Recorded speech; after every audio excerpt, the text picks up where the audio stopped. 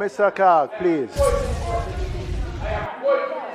You cannot do that every meeting. Yeah. Because you're doing something that is wrong. You are not the principal here. You are wrong. Mr. Clarke, could you allow me to chair the meeting? I brought to the members' attention that that was not related to the point, right? So please just allow me to chair the meeting. Allow me to chair the meeting. All right. The heated words you just heard, they were the voices of Mr. Heroy Clarke and Nikisha Burchell during a tense sitting of the PAAC. But what actually sparked it? Let's walk through the February 25th, 2026 meeting. And if you're thinking Ms. Burchell was challenging transparency or probing the nation's finances, think again. This was not about money. It was about control, about procedure, about the rules of the committee and what kinds of questions members could ask. The committee had just heard from the National Water Commission team delivering a post-Hurricane Melissa update. Then, the agenda moved to item 7.2. Peter Bunting requested that the Technical Advisor's report be deferred. The advisor was absent, purportedly due to non-payment for services rendered to the committee. I am proposing that we defer taking the Technical Advisor's report. One reason being the Technical Advisor is not here with us. He submitted his invoice in December, and we're going into March now, and he has still not been paid. And we cannot expect the consultant to keep working if he's not being paid, and I think this is inexcusable. If this is not remedied, it's going to impact the work of this committee. It was recognized long ago that this committee could not be supported adequately by the committee clerks because of the amount of technical work and just the volume of work we have. Nikisha Burchell sought permission to speak. She began raising concerns that, according to the chair, were not directly related to the agenda item. She was stopped. She tried again, and she was stopped again. Member Burchell, you're... No, I'm very surprised to hear that, Chairman, but I'm wondering if there's a bigger issue that's happening and something that the PAAC may want to look in. I'm aware of a number of persons who got some work through the government over the December period through the NSWMA, supported by the SDC, and a large number of them still have not been paid. They call the MP's office, I'm sure all the other MPs can attest, and they have not been paid. These are laborers who can't afford to take on this debt. What then is the problem why we have persons Well, I don't want to conflate the two issues. I don't think this But is the payment thing a big issue across sector? What is going on? Is something happening? No, and is it something that we need to bring to the PAAC? No, I don't want to conflate the two. I'm not saying that that may not be a concern, but I don't want to conflate. I'm talking about this issue that I'm raising now has to do with the administration of this committee and the effective running of this committee. And I don't want to get into a general cash flow problem with any agency outside of Parliament. This is a issue to do with Parliament, and we are all affected by this. And I want us to focus on this issue now. We can take your concern on the AOB, but I don't want to conflate the two issues. Bunting explained his ruling. From his perspective, the questions were straying beyond the scope of the item. Then, everything changed. Mr. Clarke erupted, loud, defiant, insisting the meeting was not being conducted according to the rules. Mr. Hines? I want an Mr. opportunity Clarke, you to haven't speak. heard what Mr. Hines said. But I have not started to ask any questions yet. But I am a chairman and giving me the But you are not privilege. even You are not on the floor. recognized, Mr. Clarke. You are not on the floor. You did. He did. He did. I did. He did. Mr. Clarke, her mic was... Mr. Chairman. Mr. Chairman. Mr. Chairman.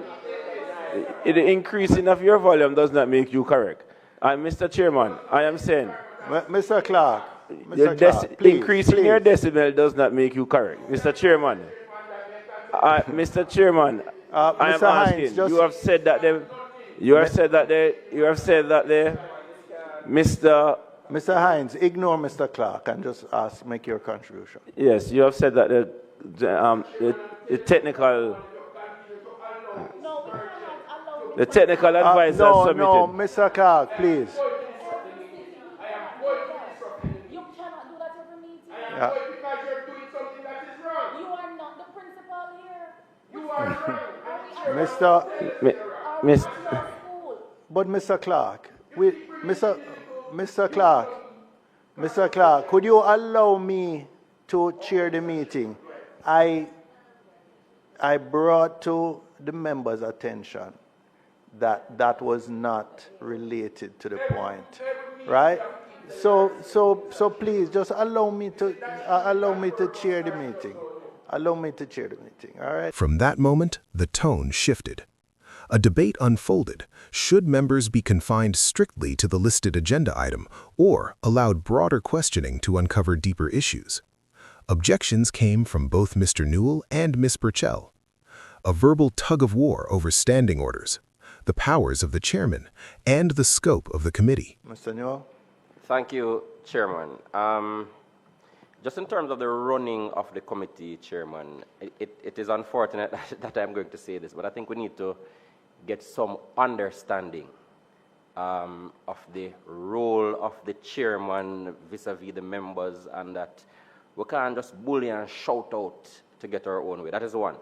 The second thing, I think there's a misunderstanding of 73A, subsection C, which is one of the rules of the committee, which is to inquire into the administration of the government to determine hindrances to efficiency and making recommendations to government for the improvement of public administration. Meaning, it is not just a committee that looks at the finances and things that are in the budget, but the committee has the remit and the authority to look at matters affecting efficiency. And if a member raises a point, I think as a chairman, if there's an objection, then it's up to the member to point out whether it fits in point A, B, or C. It can't be that members just say, this is the rule and it can't work. And one opinion of what the rules say cannot be allowed to carry. We must be able to, because a member decides to shout, we must be able to have a conversation and then a ruling from the chairman that we all abide by. I have seen where you have ruled against members here and they have accepted it, even being upset about the ruling, but have accepted it and have continued. And that is how we have to elevate the discourse within the PAAC. That is, I wanted to make that comment. Thank you. Point noted, and I think it's a good point. I listened to the colleague. I listened to my colleague just make mention of what he thinks is the right way to go forward. But let me add that at no given time, and I would love for the same member to read the ruling as it relates to chairing a meeting, the chairman privileges, and how to chair the meeting, and also the member's privilege. So at no given time, when we sit here and one member asking 4 or 5 questions on a trot, while others sit down wanting to ask a question, is not accepted. Each member should be given the privilege to ask one question, and it goes the ring. So let us get that in the space just the same. What I want to also understand, to get us to understand, is that PAAC is account and appropriation. When we ask certain questions and you, the chairman, will afford the privilege. Yes, Administration, sorry. That's okay. Administration and appropriation. Fine. So even when we start to ask certain questions where accounting is concerned, we must be mindful. Also, the infrastructural part of it that we get into, sometimes it is not here. And I said it today, let us focus on what PAAC supposed to do and not what we think in our mind that we want to ask the technocrats that are sitting across from us. Right, but the point that I think Mr. Newell was making is that we're not restricted only to appropriations. And if we do that, if we don't maintain focus, we are not restricted, but if we don't maintain focus, Mr. Chairman, it is going to take us into a realm that doesn't. For example, my colleague, when she went out to speak on the matter of STC, it has nothing, it is not before us. It was during this clash that Miss Burchell aimed her now famous remark at Mr. Clarke. Mr. Chairman, I want to say that my understanding of the role of the PAAC, the Public Administration and Appropriations Committee, is to examine whether public bodies are managing public funds, programs, and assets efficiently, effectively, and in a way that delivers value for money to the country. I believe Member Clarke is narrowly restraining the focus of this committee with his intemperate interjections, right? I believe that he ought to allow the chairman to adjudicate the meetings and show respect for the other members. I understand that not all of us had the kind of upbringing that would allow us to understand that when others are speaking, you stay quiet and allow them. But respect is something that ought to be given if we expect to receive it. When he narrowly tries to restrain members who are dealing with assets, he talks about infrastructure, assets and how they're efficiently and effectively managed. Infrastructure falls under that, clearly.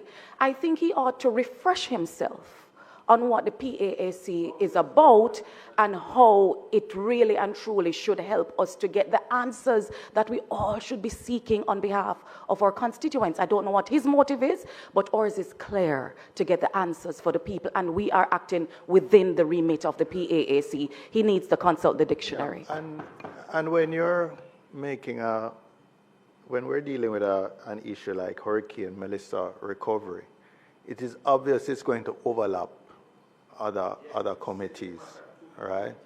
It will overlap other committees. So,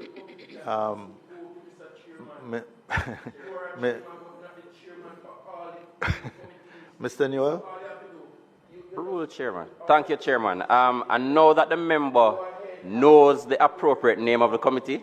I think it is also appropriate. I think it is also appropriate to just remind, and Member Burchell mentioned a refresher. So I just want, if I'm allowed, I would love to quickly read 73A, Chairman. Go ahead. And it says, the Public Administration and Appropriations Committee shall have the duty of A, examining budgetary expenditure of government agencies and other public bodies to ensure that expenditure is done in accordance with parliamentary approval. B, monitoring expenditure as it occurs and keeping the parliament informed of how the budget is being implemented.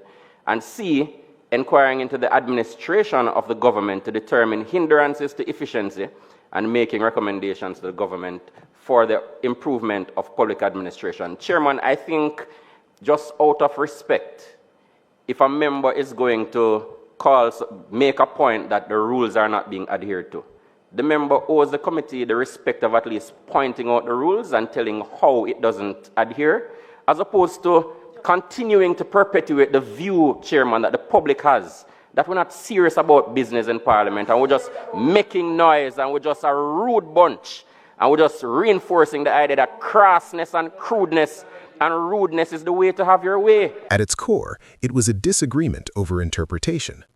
Clarke's position: keep questions tightly confined to the agenda.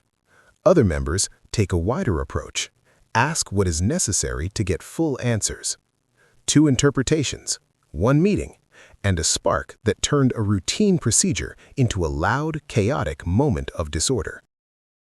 I think it has been useful to remind ourselves of the remit of this committee. The fact is, it's a very wide remit. And, you know, I try to allow members leeway, you know, unless it is in my judgment, it's taking it a bit too far. But let's try and operate in as collaborative, as collegial, and as cohesive a way as possible on the committee. We're all here with the same objective, which is to serve the interests of the people of Jamaica, regardless of which party banner we run under, which constituency we represent. When we're on this committee, we're not just representing our narrow constituency or partisan interests. We're representing the entire parliament.